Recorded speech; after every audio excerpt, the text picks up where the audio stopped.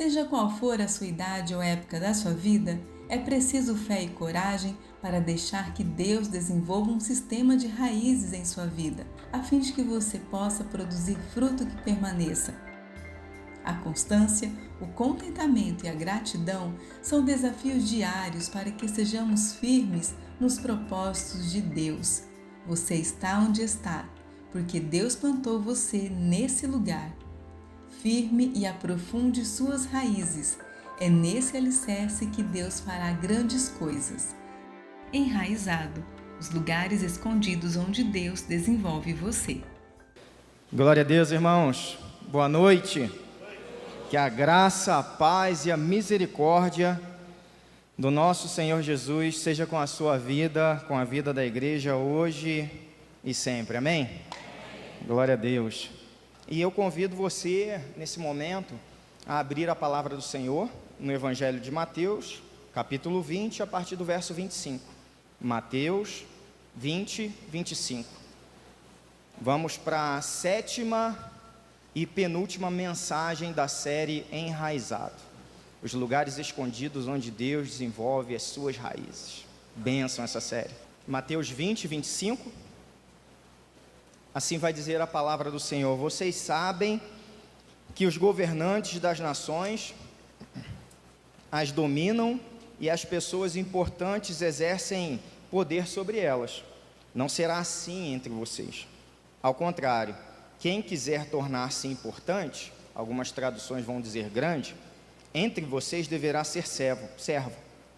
E quem quiser ser o primeiro, deverá ser escravo. Como o Filho do Homem, que não veio para ser servido, mas para servir e dar a sua vida em resgate por muitos. Amém, queridos? O tema da minha mensagem hoje é o solo do serviço. Feche seus olhos, vamos orar ao Senhor mais uma vez, em nome de Jesus. Pai, muito obrigado, Senhor. Alegria no nosso coração, da gente estar aqui nessa noite, com liberdade de cultuar o Teu nome, de adorar ao Senhor, de render graças ao Senhor. Obrigado, Pai, por tudo que já foi feito aqui, por cada canção, por cada acorde, por cada tom elevado ao Senhor, ó Pai amado, por cada adoração, por cada oração, pela palavra, no momento de dedicação do pastor Márcio. Ó Pai amado, recebe tudo diante do Teu altar, Senhor, como incenso suave, Pai, na Tua presença. Recebe tudo, Senhor, nos méritos de Cristo Jesus, porque melhores que a gente queira ser, ó Deus, tudo que nós fazemos está maculado, ó Pai amado, pela nossa natureza pecaminosa, e nos méritos do nosso Senhor Jesus, ó Pai amado, pode se achegar ao Senhor uma obra perfeita pelo mérito daquele que é perfeito. E esse momento, Pai, é o momento da Tua palavra, momento onde nós queremos ouvir a Tua voz, queremos, ó Pai amado, e estamos na expectativa de ouvir aquilo que o Senhor tem a nos dizer, Pai, porque a Tua palavra, ó Pai amado, ela é como o trovão, Pai. A Sua palavra é como o som de muitas águas. Quando ela penetra, Senhor, na nossa alma, ela gera transformação, ela gera mudança, ó Pai amado, faz a gente se arrepender dos nossos maus caminhos e viver uma vida que seja para a Tua honra e para a Tua glória. E é isso que nós queremos, Pai. Que essa mensagem, essa semente lançada, possa cair no solo do nosso coração e gerar frutos, Pai, para a gente glorificar o Teu nome e para a gente servir ao Senhor com alegria. Essa é a minha oração, em nome de Jesus. Amém. Queridos, como já disse, essa é a penúltima mensagem da série, e essas 3 últimas mensagens, elas vão tratar de 3 solos diferentes, tá? Na semana passada foi ministrada sobre o solo da intimidade. Hoje é o solo do serviço. E falando um pouquinho do solo da intimidade, a gente aprendeu que a intimidade com o Senhor, ela é essencial na nossa vida. Aquilo de mais importante nós podemos fazer é ter comunhão com o Senhor, caminhar com Deus, porque se a nossa intimidade, se o nosso relacionamento com Deus está em dia, é um relacionamento saudável, as nossas raízes elas vão se aprofundar, a árvore vai germinar e o fruto virá no tempo certo, amém? E nós vamos frutificar, ou seja, é primordial que o nosso relacionamento, irmãos, vertical, que é o nosso relacionamento com o Senhor, esteja em dia. E como desdobramento, como consequência desse nosso relacionamento vertical, o nosso relacionamento horizontal também precisa dar frutos. E óbvio, um é consequência do outro. O apóstolo João vai dizer que quem ama a Deus, ame também o seu irmão. É uma consequência, irmãos. É mais do que natural. Se eu amo ao Senhor de verdade, de todo o meu coração, se eu me dedico ao Senhor, se eu busco caminhar com o Senhor, ser um discípulo genuíno de Jesus Cristo de Nazaré, é mais do que normal e natural e esperado de mim que eu ame as pessoas que vivem ao meu redor, amém? E é sobre isso que a gente vai falar. O solo da intimidade vai falar sobre o nosso relacionamento vertical. O solo do serviço vai falar sobre o nosso relacionamento na linha horizontal. E para a gente se relacionar na linha horizontal, é imprescindível a gente entender sobre o nosso chamado ao serviço. Certa vez eu li um livro de um dos maiores teólogos que viveram no século passado.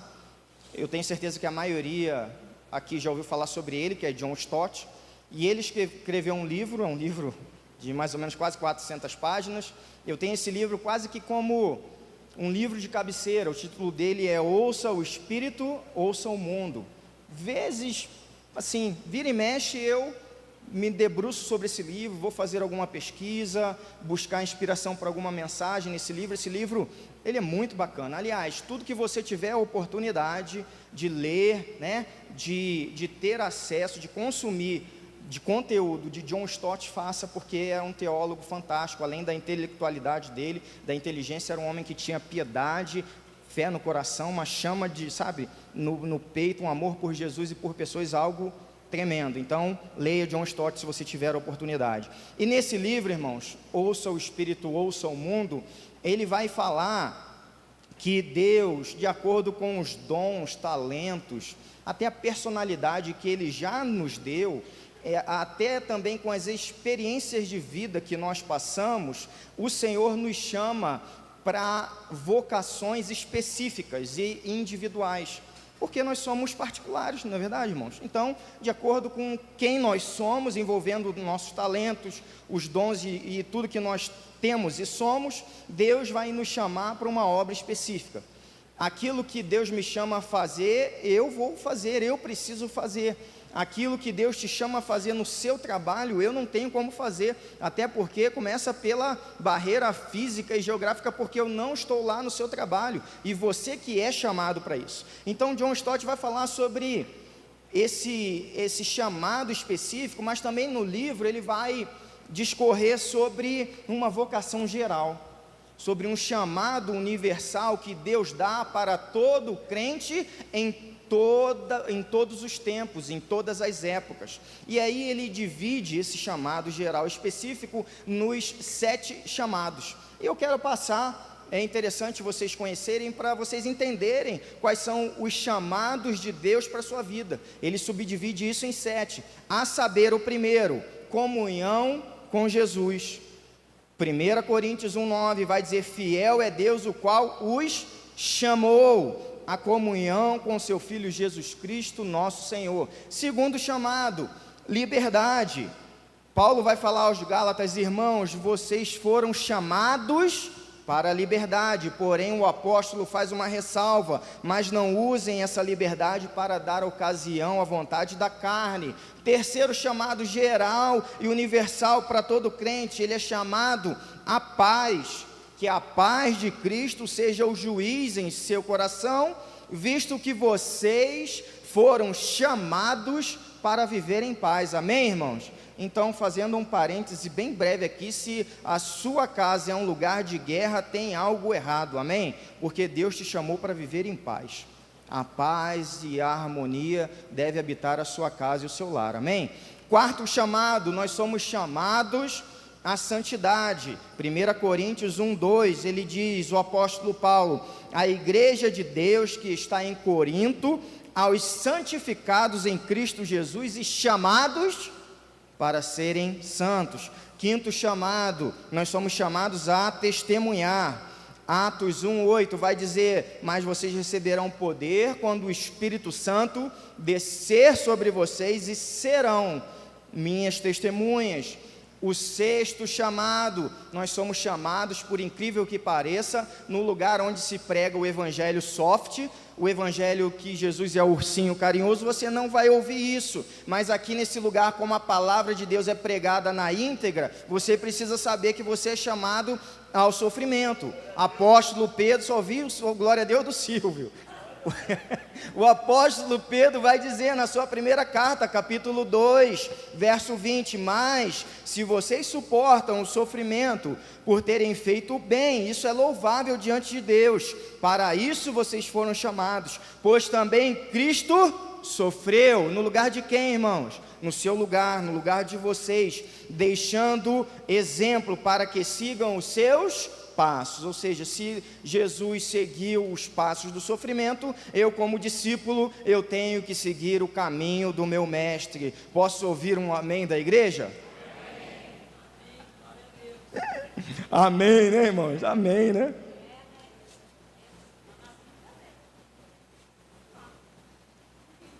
E adivinha qual é o sétimo e último chamado? Você é chamado a servir, irmãos. Ó, já até dobrei a manga da minha camisa aqui. Arregaçar as mangas. Você é chamado a colocar a mão no arado. Você é chamado a literalmente suar a camisa. Então, irmãos, nessa noite sobre o serviço, se nós fôssemos esmiuçar e detalhar o tema, com certeza a gente criaria uma nova série sobre o serviço, tá? Então eu quero só fazer com os irmãos nessa noite algumas considerações sobre o tema, beleza? E a primeira delas é que servir é um chamado cristão, não é isso? John Stott falou, a palavra de Deus nos aponta isso com clareza, eu sou chamado a servir, porque eu sou crente, e isso, irmãos, não é uma opção, não é algo que eu faço quando eu tenho vontade, sabe? Porque por vezes e com uma certa frequência, aquilo que Deus me chama a fazer, eu não tenho muita vontade de fazer. Exemplo, orar. Vocês acham que o pastor amanhece todos os dias, todos os dias a gente levanta, uau, hoje eu vou orar como nunca, hoje eu vou buscar o Senhor, hoje é o dia que o fogo vai descer no meu secreto com Deus. Você acha que é assim, irmão? Não, não é assim. A gente vai para o secreto e fala assim, Jesus, misericórdia, acorda esse homem, por favor, levanta essa alma, me dá força. É assim, irmãos, né? Geralmente o chamado de Deus para a nossa vida é assim. Então, o servir não é algo que a gente faz quando gosta, não é algo que a gente faz por opção, não é algo quando a gente olha ali para a agenda e fala assim, nossa, tem um espacinho aqui na minha agenda, eu vou servir. Não, não é nada disso. O servir é um chamado nosso, é algo essencial, primordial, é algo fundamental, é o propósito geral de Deus para a nossa vida. Irmãos, para que serve esse microfone aqui? Para quê? Para aumentar o volume da minha voz, não é verdade? Para que serve esses ar-condicionados aqui? Glória a Deus, né, irmãos? Aleluia, né? Glória a Deus que tem, na verdade, né? Bênção, né? Para que serve? Para diminuir a temperatura, ou se você é físico, tirar calor do ar, enfim, não sei, serve para ficar geladinho o negócio, não é assim? Para que serve essa cadeira aí que você está sentado? Né? Para você, né? Colocar aí o bumbum, né? Falar com todo respeito assim e ficar confortável, mas não pode dormir na palavra do pastor, entendeu? Tá? Então até por isso que de vez em quando eu dou uns berros assim, porque eu, às vezes quando passo assim no olhar assim, vejo alguém dormindo assim, aí eu, tá? Então assim, é confortável, tá geladinho, mas não dorme. Irmãos, se essas coisas não servirem para o propósito o qual elas foram criadas, o que a gente faz com isso tudo? O que eu faço com esse microfone? O que eu faço com o ar? O que eu faço com essa cadeira? Ah, pastor, você dá para alguém? Você vai dar para alguém aquilo que não serve para você? É lixo. Não é, irmãos? É lixo. Não é verdade? Para aqueles mais antigos lá vão lembrar daquela moça morena lá, né? O tal de Sandra de Sá, né? Não tem uma música aí, o pessoal que é do mundo, de que já deu aquelas cirandadas no mundo, já que nem eu na juventude, vai lembrar, né? Joga fora no lixo, não tem uma música dessa aí, bem antiga, né? Só o pessoal aí com mais de 40, a juventude, os guris estão olhando assim, com 20 anos assim. Pastor, o que é isso? É de outro mundo? Não, era uma música antiga aí que a gente ouvia, né? Mas, irmãos, e se você não está servindo ao propósito para o qual você foi chamado? O que a gente faz com você? O que a gente faz? Irmãos, graças a Deus que eu não sou Deus, né? Olha só, é redundante, mas é para você gravar. Graças a Deus que eu não sou Deus, porque a vontade que a gente tem é pegar o miserável que não serve, né? E não vou falar, né? Mas Deus, na sua infinita graça e misericórdia, trouxe você para cá essa noite para colocar dentro da sua cachola aí, que ela não serve só para criar cabelo e separar as suas orelhas, para fazer você entender que você precisa servir. Posso ouvir um amém? Amém. A glória a Deus. Ó, esse foi bonito, hein, gente? Gente, vocês sabem que pregar com torcida é bem mais bacana, tá? Então ajuda nós aqui, tá bom? Então é isso. É um chamado para a gente, e Deus não quer nos lançar no lixo. Deus, na sua bondade, quer nos chamar para perto e fazer com que a gente entenda o chamado para o qual Ele tem para cada um de nós.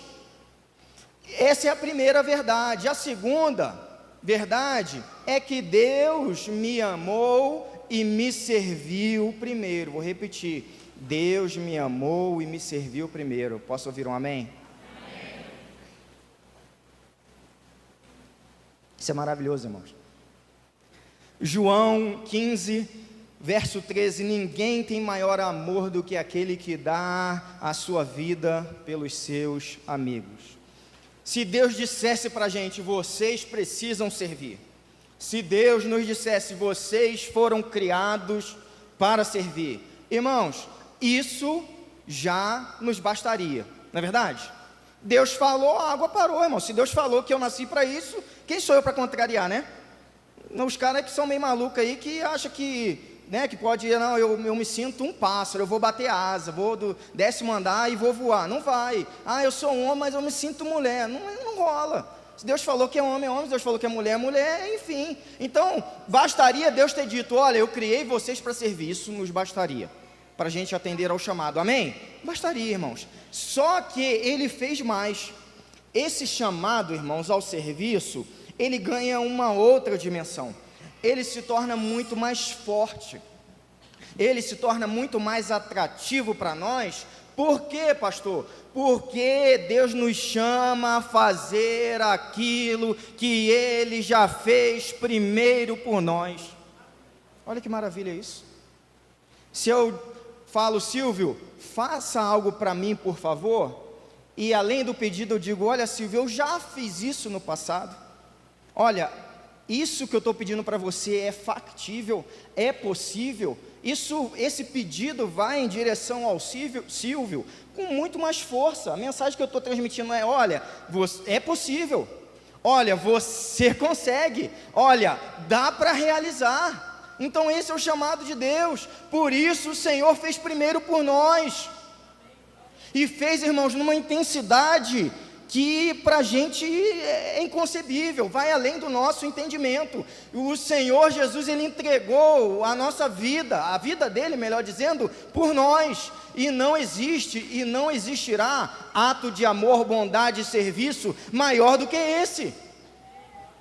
Ele nos serviu da forma mais plena possível. Por isso que Paulo vai dizer na carta aos Romanos, capítulo 5, olha, dificilmente haverá alguém que morra por um justo, embora pelo homem bom, talvez alguém tenha coragem de morrer. E aí o apóstolo continua, mas Deus demonstra o seu amor por nós. Cristo morreu em nosso favor, quando ainda éramos pecadores, aleluia! Ainda éramos pecadores, irmãos. que Paulo está falando aí é a prova cabal do amor de Jesus por nós. Não há prova de amor maior. Deus entregou a vida do seu Filho por mim, enquanto ainda eu era seu inimigo.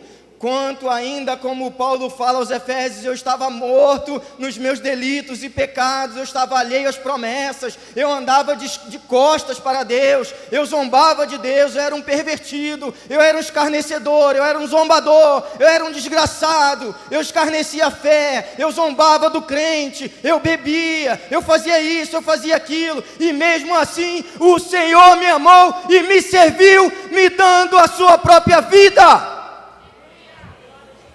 Não há amor maior do que esse, irmãos. E eu escarnecia da fé mesmo.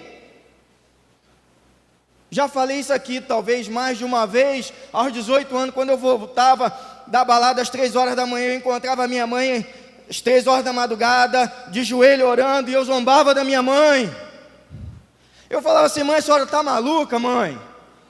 3 horas da manhã, a senhora com o traseiro aí para cima, falava assim, porque pelo menos eu ainda tinha algum respeito pela minha mãe. E sabe qual era a resposta dela?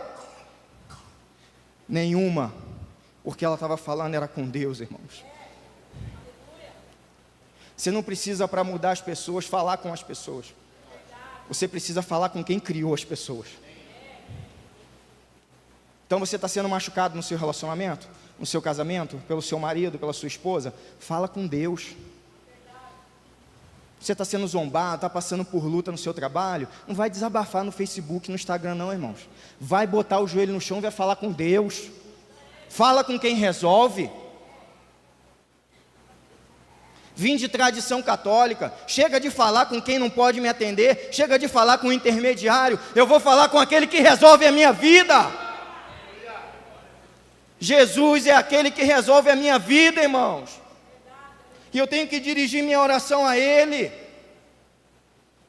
A gente andava nas trevas, irmãos. A gente andava na mentira, no engano, atolado acima do pescoço pelo pecado. E Ele nos amou. Ele nos serviu. Ele se entregou por nós. Qual é a nossa resposta, irmãos, a partir disso? Como salmista, o que farei eu por todos os benefícios que o Senhor me tem feito? Não é possível, irmãos, a gente ficar inerte a esse chamado. Não é possível a gente ficar parado. Não é possível o crente 3S, o crente salvo, seguro e sentado.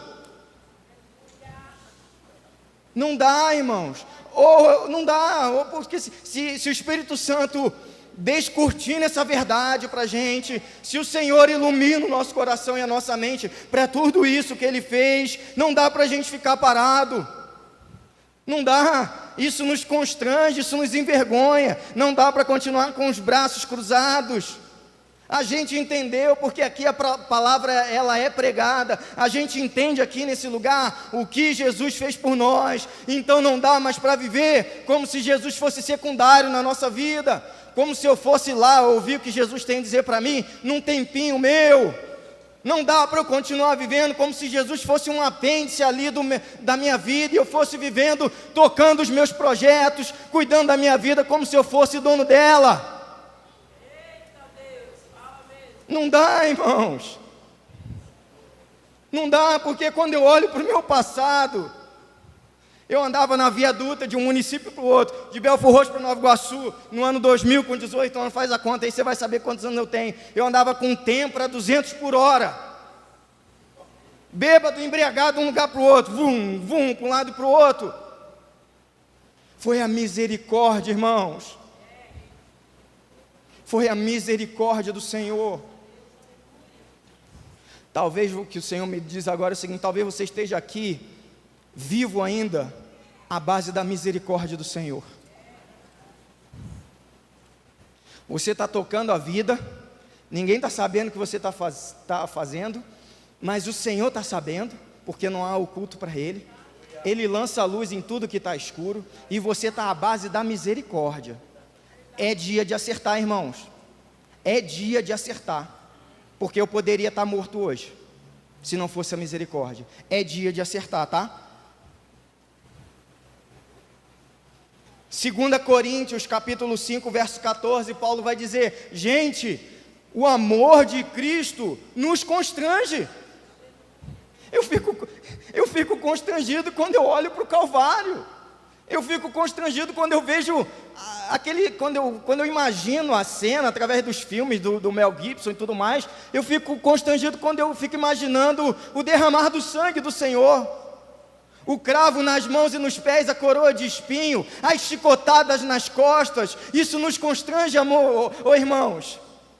E é isso que Paulo fala, e ele continua no verso 15: ele morreu por todos. Preste atenção nesse versículo: ele morreu por todos, para que aqueles que vivem já não vivam mais para si mesmos, mas para aquele que por eles morreu e ressuscitou. Você não é mais dono da sua vida, a tua vida não pertence mais a você, os teus sonhos não são mais seus, os teus sonhos são do Senhor, o teu futuro é do Senhor, a tua família é do Senhor, tudo que você tem pertence ao Senhor, porque Ele morreu por você, para que a vida que você vive hoje, você possa viver para Ele, única e exclusivamente para Ele. Ele nos livrou da condenação e do inferno, irmãos. Essa é a verdade, isso não foi mérito nosso, isso não é obra nossa, não é porque eu estou aqui pregando, não é porque eu estou aqui na igreja todo domingo, não é porque eu dou dízimo, não, irmãos.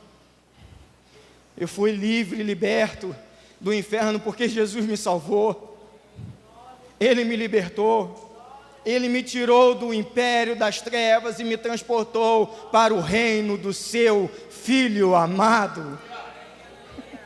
Eu vim para a luz, irmãos. Eu fui sacado, sabe o que é isso? Eu fui sacado do inferno. Quando eu reconheci o Senhor e falei: Senhor, não tem como viver longe de Ti. Ele falou assim: agora você entendeu, agora você reconheceu o que eu fiz, agora eu vou te salvar. E Ele foi lá com a mão forte, com a mão de poder e me tirou, irmãos, me tirou do pecado, da lama, da escuridão. As cadeias do inferno foram quebradas através do poder do sangue de Jesus.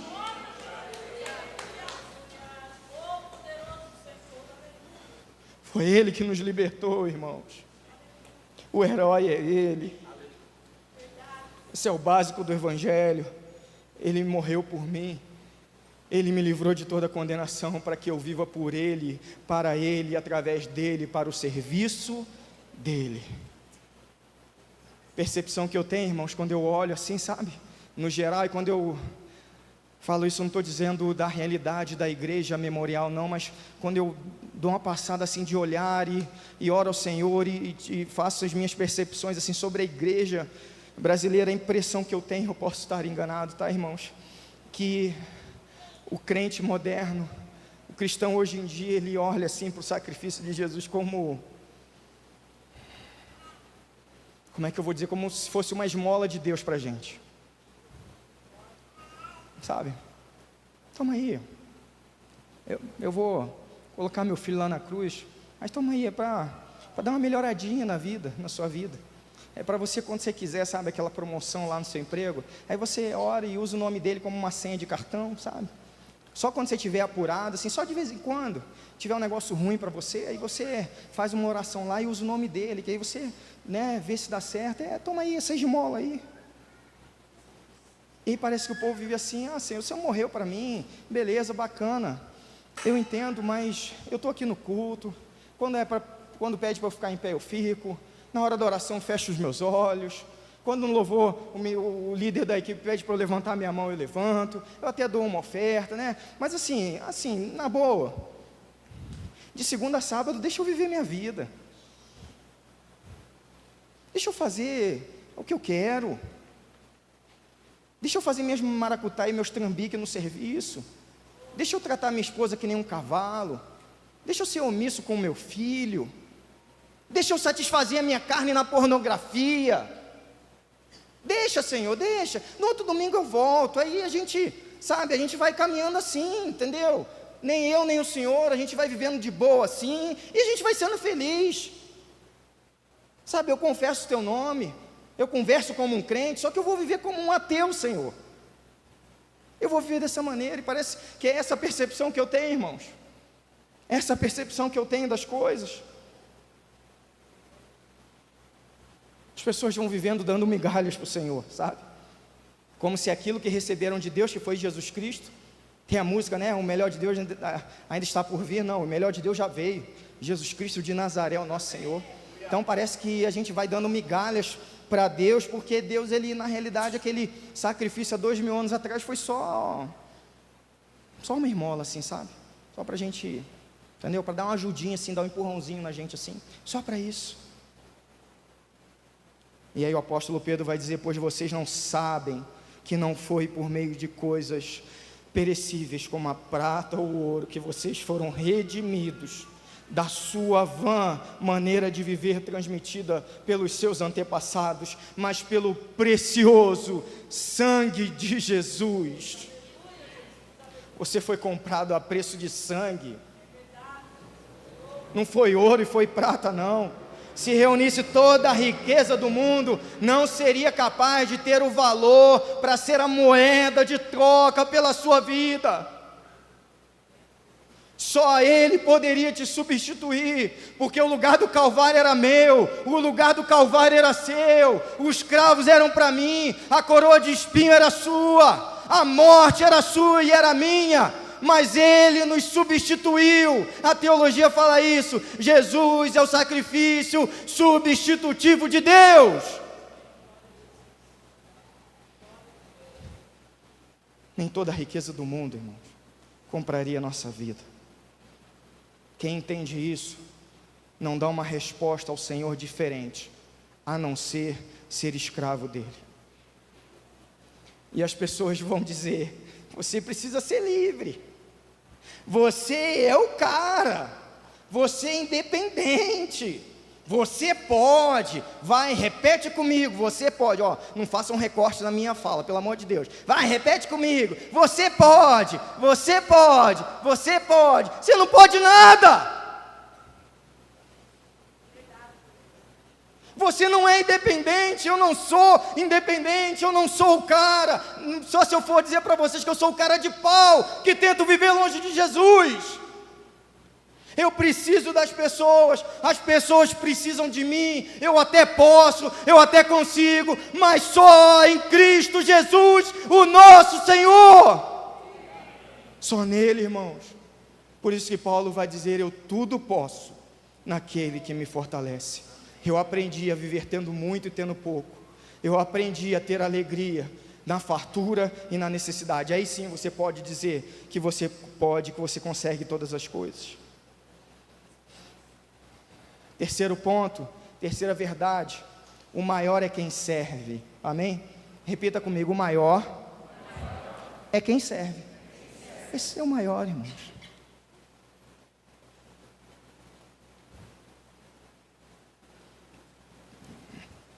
Mateus 20, 26.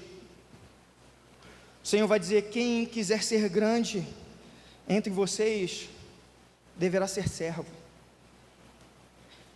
Lucas capítulo 9, eu não vou ler o texto aqui, deixo para você como tarefa de casa. É um texto tremendo, porque em apenas um capítulo a gente vê uma sequência, irmãos, de acontecimentos que eu poderia dizer que mexe com a cabeça de qualquer um. A começar no verso 1, do verso 1 até o verso 6. Nesses versículos, Jesus dá autoridade aos discípulos e diz: olha, vão e preguem, vão e curem os enfermos. Olha que maravilhoso isso. Do verso 12 ao verso 17, os discípulos participam de uma multiplicação de pães e peixes. Glória a Deus. Entre o verso 18 e 20, Jesus pergunta: quem o povo diz que eu sou? E eles falam Elias, Jeremias, um dos profetas e tal. E aí Jesus vem com aquela pergunta assim, sabe? E vocês, quem vocês dizem que eu sou? E aí Pedro tem aquela revelação, né? Vive dando bola fora, mas dessa vez ele acerta o negócio e fala assim: você é o Filho do Deus vivo? Você é o Cristo?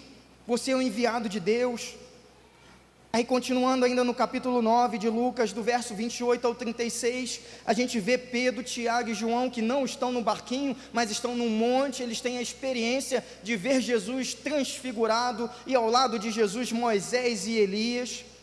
Ou seja, irmão, já em apenas um capítulo, você vai vendo que os discípulos, eles vão vivendo coisas grandiosas e extraordinárias, coisas que nós podemos dizer que Deus fazia, porém raramente lá no Antigo Testamento, em alguns momentos, através da vida de alguns profetas. E esses homens pescadores, homens simples, homens iletrados, eles passaram a ter essas experiências da noite para o dia, começaram a viver coisas grandiosas, irmãos. E aí é um perigo, é o perigo da soberba, é o perigo da vaidade, é o perigo daquele que quer ser muito e muito grande. Por isso que o apóstolo Paulo vai dizer lá em 1 Timóteo capítulo 3, quando ele dá os requisitos daquele que deseja ser bispo, ou seja, ser líder, ser pastor, Paulo vai falar a Timóteo: olha, Timóteo, que o pastor ele não seja neófito, ou seja, que ele não seja novo na fé, que ele não seja um recém-convertido, para que ele não caia na armadilha, na mesma condenação em que caiu Satanás, quando a soberba subiu o seu coração. Há esse perigo, irmãos, quando Deus começa a fazer grandes coisas, quando Deus começa a usar a nossa vida, a vaidade pode subir no nosso coração. E aí talvez você pergunte assim: que isso, pastor, será mesmo? Mas como é que você está falando isso? Baseado em quê? Baseado, eu digo para você, no próprio texto de Lucas 9. Quando você vai lá para o finalzinho, para o verso 46, começa o papo da turma lá. E o papo da turma é mais ou menos assim: olha, quem de nós aqui, quem é o maior? Olha, eu acho que sou eu, porque o leproso lá foi curado quando eu orei. Outro falou assim: não, acho que sou eu, porque quando eu orei, aquele paralítico lá levantou. Não, sou eu, porque o outro lá, cara, não estava enxergando nada, estava batendo, andando, sem muleta, para um lado para o outro batendo, e quando eu orei, ele ficou curado. Aí lá Tiago, Pedro e João poderiam dizer: não, cara, foi nós, porque Jesus só chamou 3 lá para o monte, a gente não estava no barquinho, e a gente viu a glória do Senhor lá, e junto com ele, Moisés e Elias. Enfim, irmãos, isso agora, tudo que eu estou dizendo é uma brincadeira, são conjecturas, mas para você entender que o papo da turma era esse: qual de nós é o maior? Quem é? E aí o que Jesus faz? Como Jesus resolve esse negócio? Jesus chega, fala assim: pode parar com essa palhaçada toda aí, para com tudo isso aí, tá? Para, porque só tem um grande, e esse grande é o Senhor, e vocês são tudo miserável. Foi isso que Jesus fez? Não foi. Se fosse eu no lugar, era isso que eu faria. Amém? Mas eu, mais uma vez repito, eu não sou Deus, era isso que eu ia fazer. Mas Jesus não fez isso. Jesus falou para os meninos lá: vocês querem ser grande? Vocês podem ser grandes. Está vendo, irmãos? Quem falou que ser grande é pecado? Diz aí. Aonde na Bíblia que está escrito que ser grande é pecado?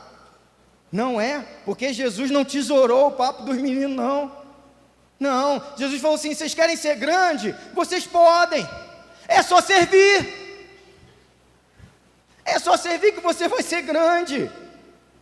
Porque no reino, segundo a minha ótica, segundo os valores de Deus e segundo aquilo que o Senhor enxerga, o grande é aquele que serve.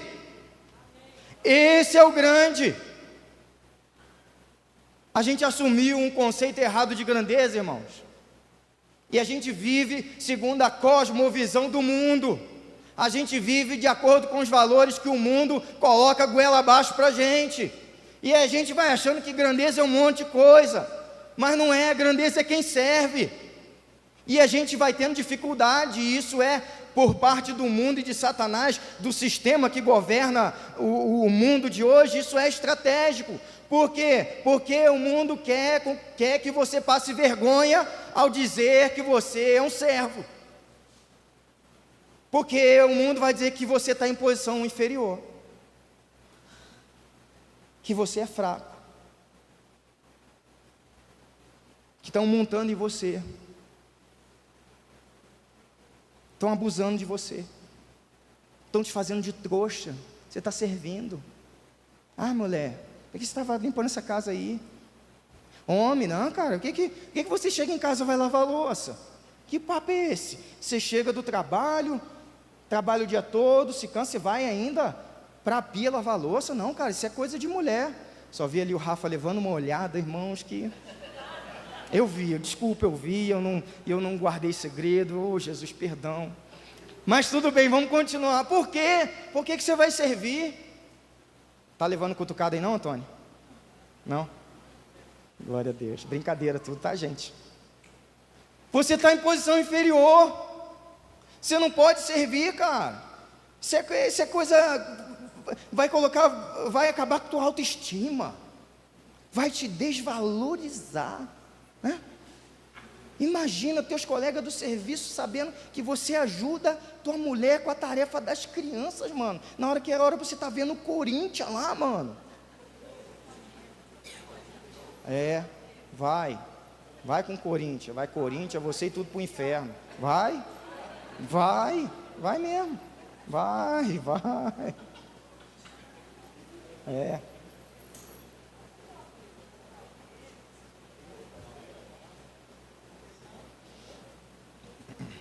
Quem serve é fraco. Aquele que é servido não, aquele é forte. Mentira, irmãos. Mentira, porque aquele que serve, ele sabe o seu valor. Aquele que serve, ele conhece o seu chamado. Aquele que ajuda, que estende a mão, que levanta o abatido, que soa a camisa, como eu já falei, que arregaça as mangas, esse sabe a quem serve. Esse sabe o porquê e para que ele foi chamado. Esse é o grande, irmãos.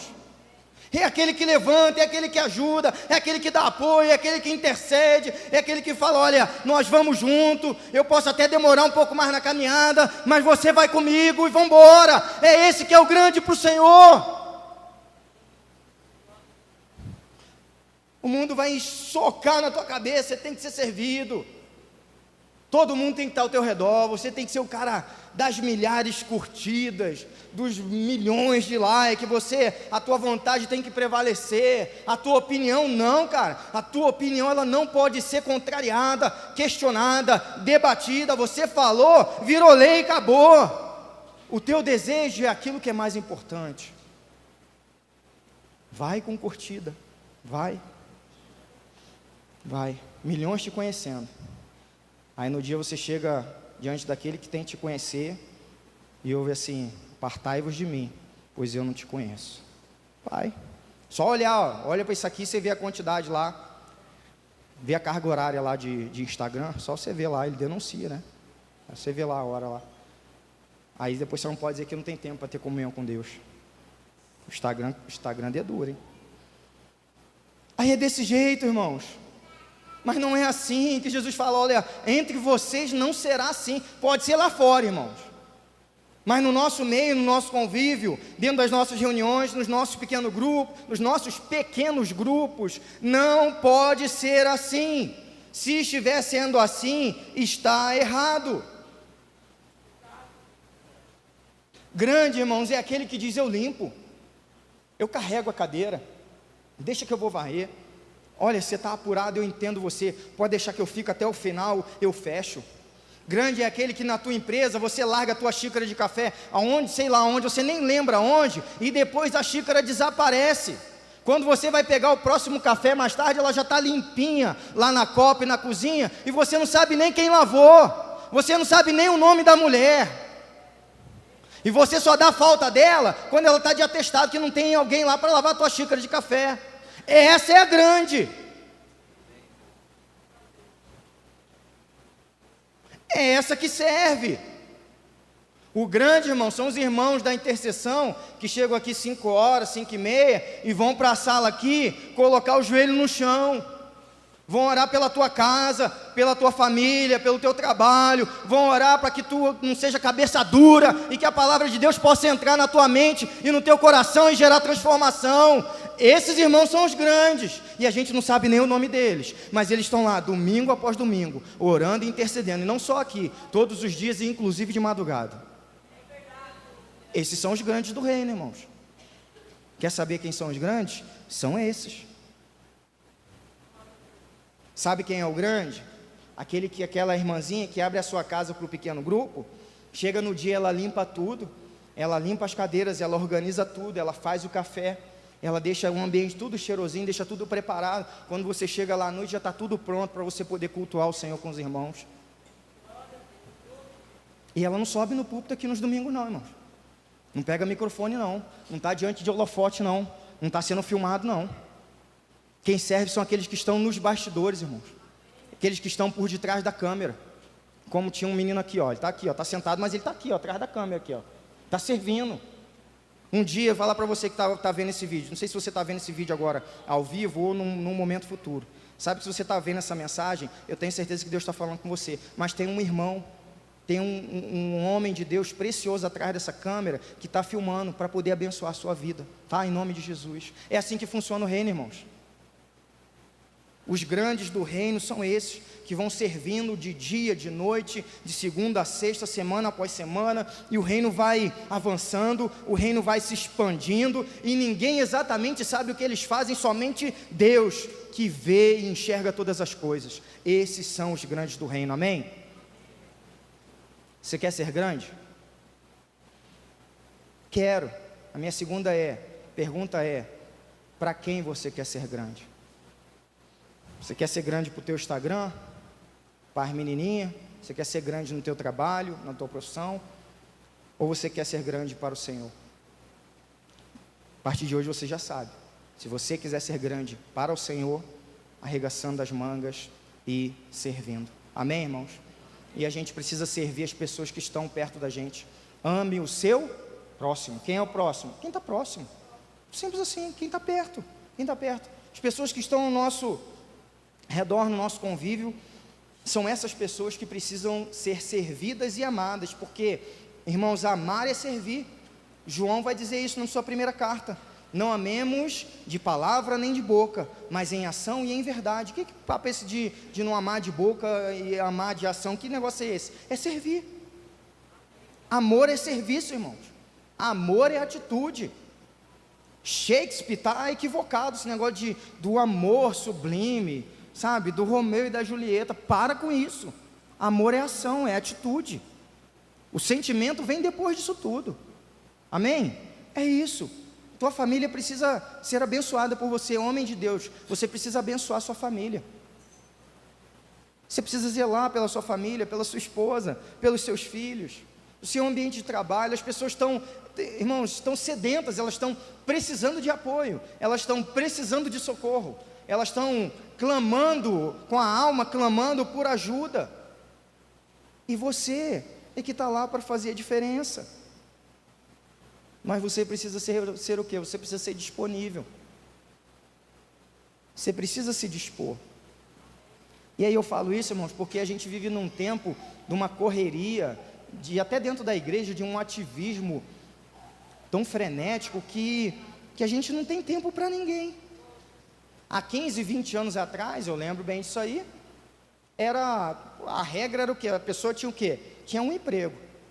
Eu moro aqui em Campo Grande há 18 anos. Quando eu cheguei aqui, se alguém quisesse fazer, sei lá, por exemplo, um churrasco no domingo, dependendo da hora no sábado, você tinha que ir longe, talvez no Comper lá da Ceará, que já era 24 horas. Fora isso, você não encontrava mais carne, as coisas para comprar em qualquer lugar. Hoje em dia está tudo aberto, irmãos, 24 horas por dia. Aquela conveniência de bairro lá, da portinha pequena na sua casa, ela é 24 horas por dia. Então são as pessoas trabalhando diuturnamente, as pessoas trabalhando direto. Então o tempo foi passando e começou já a ser comum a pessoa ter 2 empregos. Hoje é normal você ver a pessoa com 3, 4 empregos. Tudo bem, pastor, as coisas estão difíceis, está tudo muito caro. Tudo bem, a gente está vindo ainda de uma pandemia, enfim. Não quero entrar no mérito das questões econômicas e de governo e tudo mais. Mas eu pergunto, você vai até onde com essa correria? A pessoa uma vez falou para mim, falou assim: cara, eu trabalho 7 dias na semana. Cara, como é que você vive? Eu sei que tem um momento do endividamento, tem um momento que a gente não escolhe e a enfermidade ela bate a porta, e aí a gente vai ter que trabalhar um pouco mais para pagar, para cobrir os custos. Eu sei de tudo isso, mas isso deveria ser uma exceção na nossa vida, não a regra. A gente vai seguir assim até quando? Deus, irmãos, criou o mundo em 7 dias, em 6 dias, e no sétimo o quê? Descansou. É o princípio sabático do descanso. Como é que a pessoa vai trabalhar 7 dias na semana? E qual o tempo para a esposa? Qual o tempo para os filhos? Qual o tempo para servir a comunidade?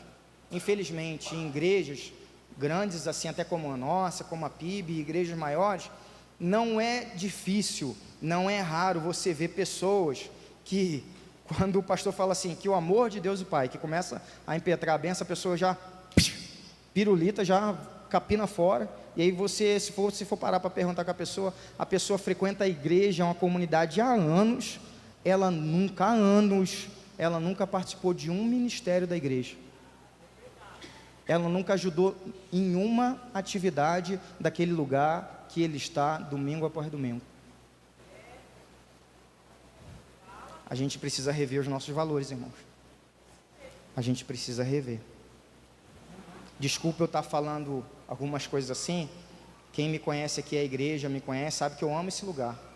E eu não me canso de dizer que aqui eu sou abençoado do que abençoo nesse lugar. Essa igreja cuida de mim, da minha família. Essa igreja me ama. Irmãos, eu sou apaixonado pela Memorial. Os irmãos que são mais próximos de mim sabem disso.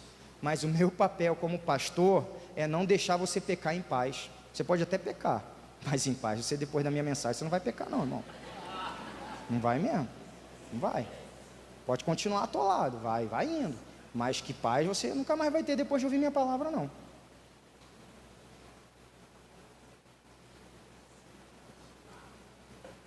Quarta verdade, servir é terapêutico. Amém? Irmão, servir traz cura. Certa vez eu ouvi um testemunho de uma pessoa nos Estados Unidos que estava numa fila de um drive, como tem esses fast food aí, só que lá era Starbucks, né? Starbucks.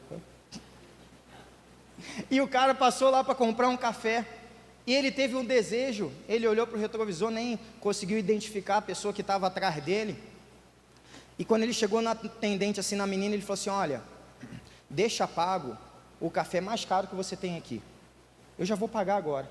Quando a pessoa de trás chegar, não sei se é homem, se é mulher, você só vai dizer o seguinte, olha, pode escolher o café que o senhor ou que a senhora quiser, que já está pago. Que isso?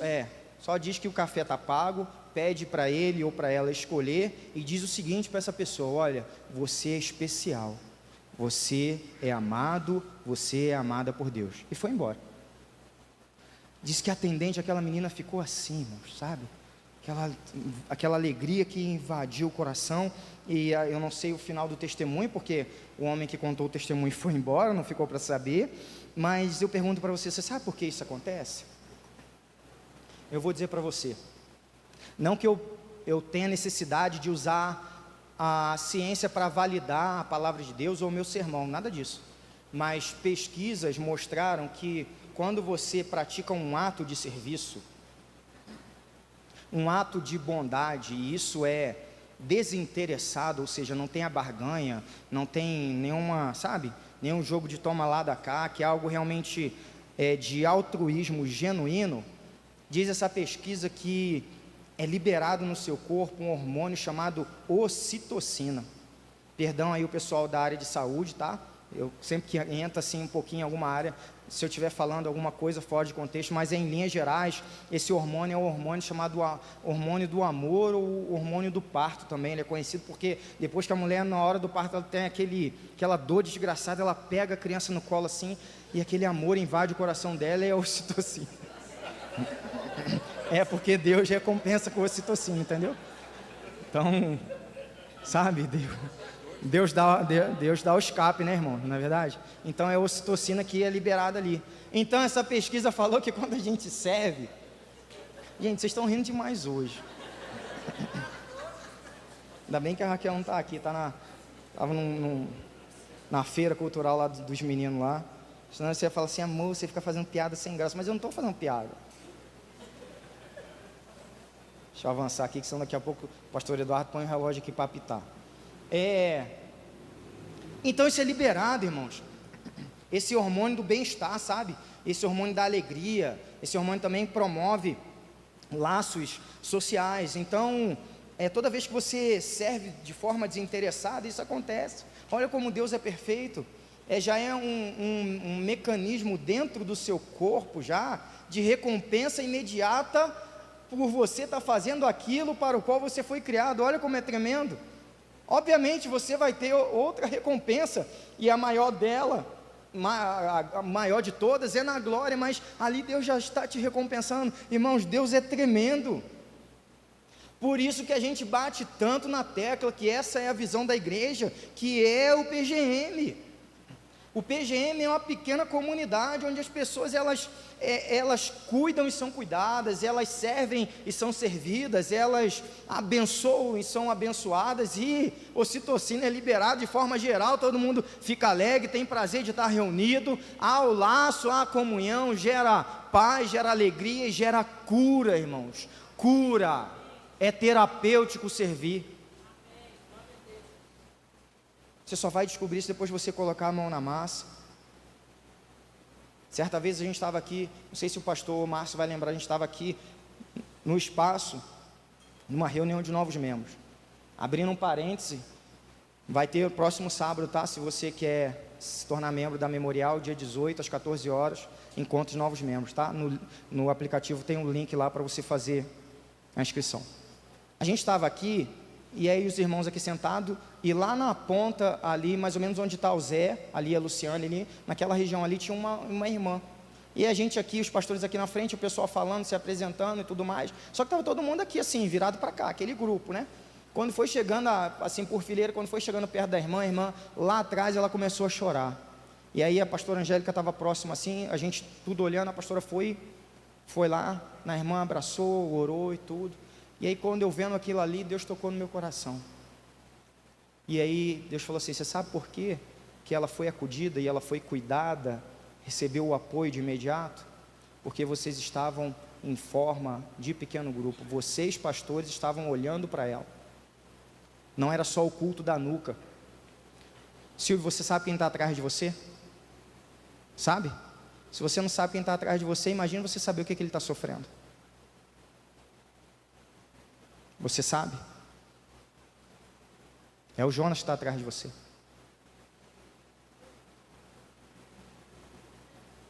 Estão entendendo a importância do pequeno grupo? Você está frente a frente, toda semana. Você começa, em poucas semanas, você começa a conhecer a pessoa no olhar. E aí a orientação mesmo do nosso pastor, eu falo em nome agora do pastor Richard, se alguém chegar lá destruído, quebrado mesmo, você vai pegar aquele roteiro lá que você estuda, que você prepara, você vai pegar aquilo ali, você vai rasgar, vai jogar no lixo, vai abraçar o teu irmão, vocês vão orar por ele e vai todo mundo cuidar dele.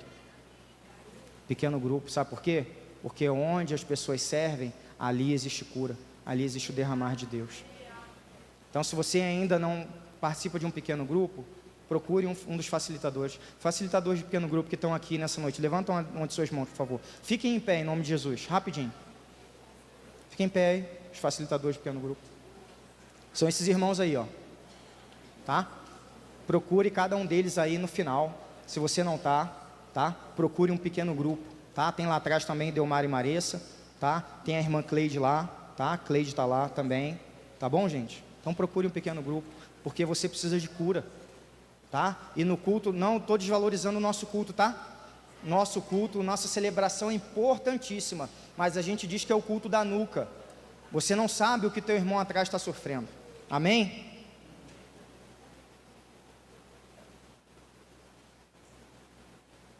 É lindo, né, irmãos? Você foi criado para servir. Então isso já está programado já no seu DNA, que você vai receber essa recompensa ao ajudar as pessoas. Mais um testemunho, e aí eu passo desse tópico.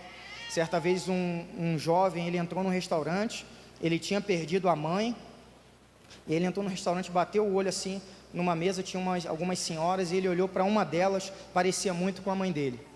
Ele já tinha perdido a mãe já uns 10 anos já, e ele ficou, sabe, aquilo ali trouxe aquela lembrança da mãe, ele não se conteve, ele se levantou, ele foi até a mesa onde aquelas senhoras estavam fazendo a refeição, e ela falou assim: gente, perdoe eu estar aqui, vocês não me conhecem, mas é que aí falou diretamente com a moça, é que a senhora a senhora parece muito com a minha mãe. E eu tenho uma dívida de gratidão com a minha mãe. A minha mãe morreu já tem tantos anos. E tudo que eu devo, em primeiro lugar, é a Deus e a minha mãe. E a senhora é muito parecida com a minha mãe. E aí a mulher sentada, ouvindo o rapaz falar disso, a mulher sentada, ela olhou para o rapaz assim, os olhos daquela mulher começaram a encher de lágrimas, e ela levantou assim, chorando, e aí ela falou para o rapaz: olha, eu perdi um filho da sua idade tem um mês, deixa eu te dar um abraço. E aqueles dois se abraçaram, choraram. Aquela mulher, ela estava como se ela estivesse abraçando o seu filho, e aquele jovem abraçando aquela senhora, como se ele estivesse abraçando a sua mãe, e ali estava sendo liberado cura, ali estava sendo liberado restauração, para o jovem, para a senhora, e não só para eles, para todos que estavam ali naquela mesa, e perto daquele local, vendo tudo aquilo. Deus é perfeito, irmãos. Quando você serve, você é abençoado. Quem você serve é abençoado. E todo mundo que está ao redor olhando para isso, também está sendo abençoado. Próximo tópico, irmãos.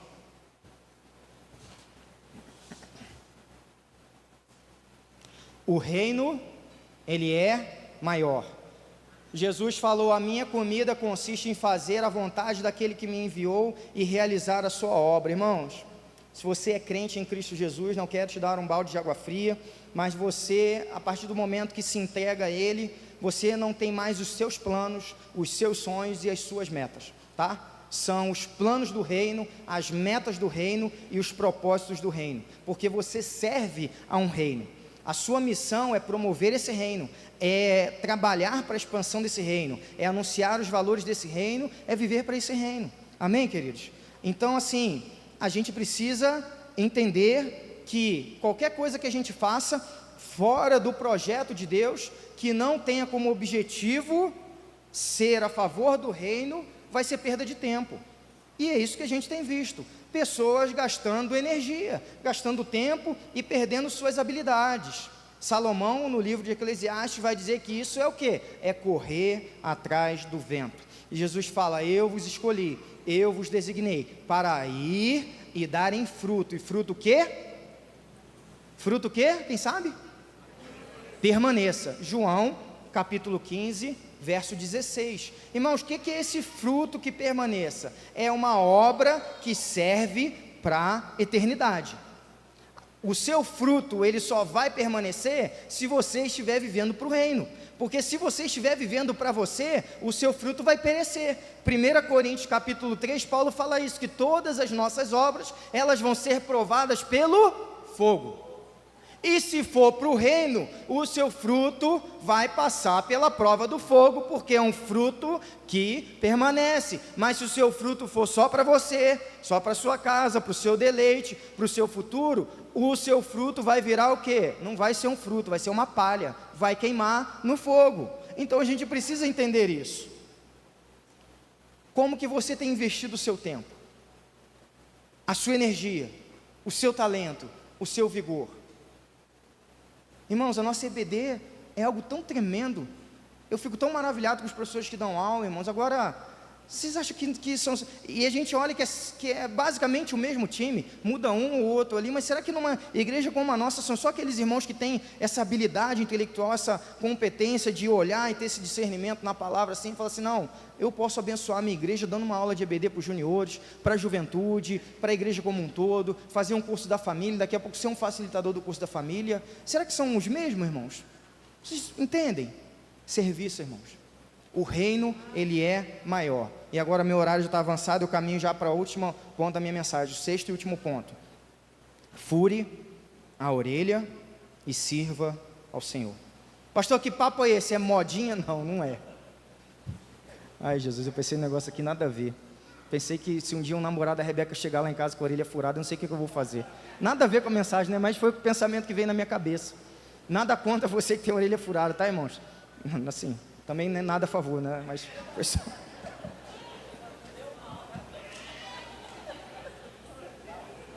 Desculpa, eu não resisti. Sabe a hora que você pensa assim, tem que filtrar? Eu soltei. Mas enfim, irmãos, Eu já tenho uma técnica já para saber se vai namorar ou não com a minha filha. Vocês querem saber? Sim? Então, tem que passar pela fase de prova. E a fase de prova é que todo sábado de manhã, eu estou na oração das 6 da manhã. Então, assim, o cara tem que pelo menos caminhar comigo pelo menos 6 meses lá, para depois eu ouvi-lo. Entendeu? Se ele caminhar comigo 6 meses, eu dou direito a ele faltar 2 sábados. Entendeu? Ele tem que caminhar comigo 6 meses. Aí depois que isso acontecer, aí eu vou pensar em ouvir o que ele tem a dizer a respeito da minha filha, esse papinho mole todo, entendeu? Mas vamos seguir a mensagem. Fure sua orelha e sirva a Deus. Esse é meu ponto final da mensagem. Eu já até queria pedir a gentileza já da equipe já subir. Irmãos, eu coloquei aí Êxodo 21. Eu não vou ler o texto, eu só vou contextualizar. No Pentateuco, os irmãos sabem, eu não sou mestre, tá, irmãos? Então, se vocês quiserem saber detalhes mesmo da palavra de Deus e tudo mais, tem o pastor Márcio aí, tem o pastor Eduardo, que são mestres, né? Eu conto só a história, tá?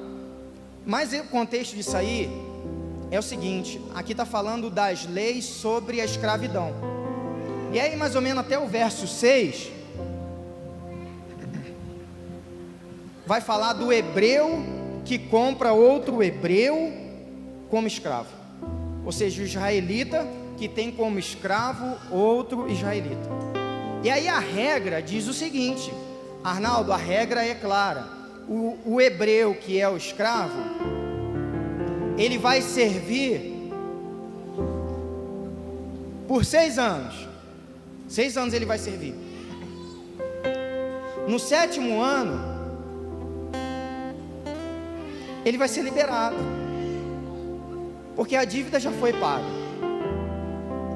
a prestação do serviço já foi feita, entendem? E ele vai poder ir embora, porque ele é um hebreu, e um hebreu não pode viver para sempre como escravo. Essa era a regra. Imagina você sendo escravo, imagina você trabalhando 1 ano como escravo, 2 anos, 5 anos, 6 anos. Quando chegasse o 7º ano, diz para mim, o que você ia querer? Ah, pastor, o meu direito. Sim ou não? Eu quero ser livre, pastor. Eu já cumpri meu tempo. Mas não era isso que acontecia sempre. E aí por isso a regra, o Êxodo 21, vai dizer exceção. E Deus hoje, eu quero que você coloque isso na sua alma, que Deus te chama para ser a exceção.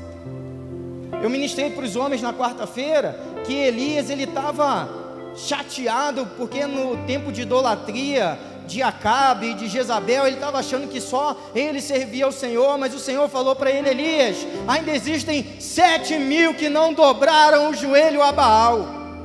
Esses são a exceção, são os remanescentes. E nesse caso também há um remanescente, há uma exceção. Existe aquele escravo que ele não quer ir embora, por incrível que pareça, ele não quer a liberdade. Só que quando você fala uma história dessa, ninguém acredita. Ah, pastor, isso é balela, isso é mentira. Não, não é. Por isso que Êxodo 21 traz essa regra.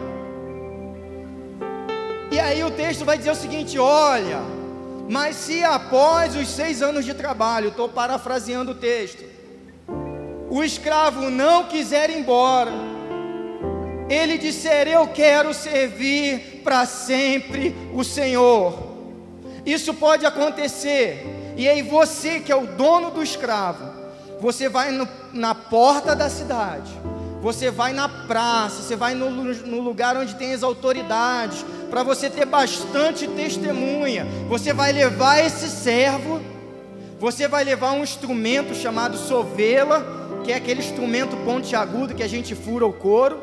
Você vai pegar esse servo e levar ele num batente de madeira, e você vai furar a orelha desse servo na madeira, e ele vai dizer na presença de todos, eu quero servir esse Senhor por toda a minha vida. E aquele servo passa a ser o servo da orelha furada.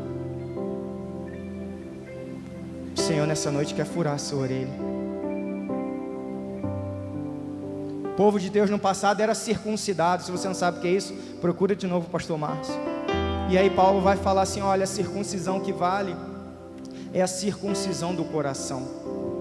E eu vou parafrasear agora o apóstolo Paulo, que o furo que vale de verdade não é o furo da orelha, mas é o furo no coração, onde o Senhor, onde cria um ambiente para o Senhor reinar.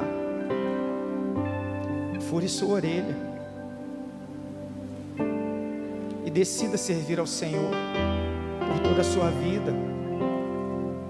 Você fez esse compromisso no seu batismo. Não sei se você lembra, mas na sua profissão de fé, não sei se foi aqui na Memorial ou em outro lugar, perguntaram para você por quanto tempo da sua vida você quer servir ao Senhor. E eu tenho certeza que você disse: eu quero servi-lo por toda a minha vida. E é isso, irmão, me faz lembrar dos apóstolos, porque certa vez o Senhor, Ele estava falando sobre verdades espirituais, Ele estava falando sobre as exigências do reino, e que o Senhor às vezes Ele tem palavra dura sim, e a multidão, ao ouvir o nosso Senhor Jesus, começou a ir embora, porque o Senhor começou a expor as exigências de segui-lo, e a multidão começou a deixá-lo, porque multidão geralmente quer a bênção, a multidão quer o pão, a multidão quer o peixe, a multidão quer o que a mão do Senhor pode dar, mas ela não quer buscar a face do Senhor. E depois que aquele povo começou a ir embora, e aí se eu estivesse no lugar de Deus também, já seria o meu momento de crise de identidade. Eu ia falar assim: poxa, mas ninguém quer me seguir, mas graças a Deus eu não sou Deus. E aí Jesus olhou para os 12 e falou: vocês também não querem ir embora? E aí Pedro, numa das poucas vezes que ele deu uma bola dentro, ele falou assim: Senhor, para onde iremos? Pois só o Senhor tem palavras de vida eterna.